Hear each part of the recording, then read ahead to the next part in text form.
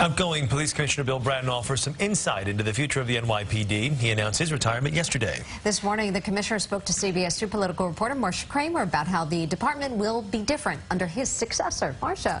Well, Mary and Chris, when Bill Bratton put in his walking papers yesterday, with Mayor de Blasio facing re-election and poll numbers showing he is not very popular, the strategy was to portray the handing over of the baton as smooth, the transition seamless. So I was surprised at the commissioner's answer when I asked if the department would change under his successor. Actually, the department will be different in that Jimmy is prepared with his neighborhood policing plan, the ability of the department to address the racial divide. Jimmy, I think, is going to have significant gains on dealing with the racial tension in this city. Police Commissioner Bill Bratton in a frank assessment of how the department's mission and focus will change once James O'Neill takes up the reins of power at the NYPD. Bratton says O'Neill will have the resources to do it, there's the leadership to do it, there's the will to do it.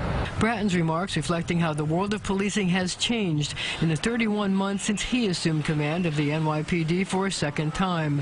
From a department fixated on protecting the city from terror attacks and accommodating police reform sought by Mayor de Blasio, like ending stop and frisk, it now has to deal with the tensions caused by the Black Lives Matter movement, the need to make cops more sensitive to the minority communities they protect, while at the same time protecting cops from those who want to attack them. The Reverend Al Sharpton speaking to that issue. Until we have a city where people are held accountable when they commit a crime, whether they have on blue jeans or blue uniforms, we will not be able to have a real, healthy community police relations. And to what he expects of James O'Neill once he becomes police commissioner next month. Mr. O'Neill needs to meet and deal with how he would get there, and we would reserve our judgment until that time. O'Neill wants to move the department to more neighborhood policing. Community partnerships and working with them is something that will help with terrorism.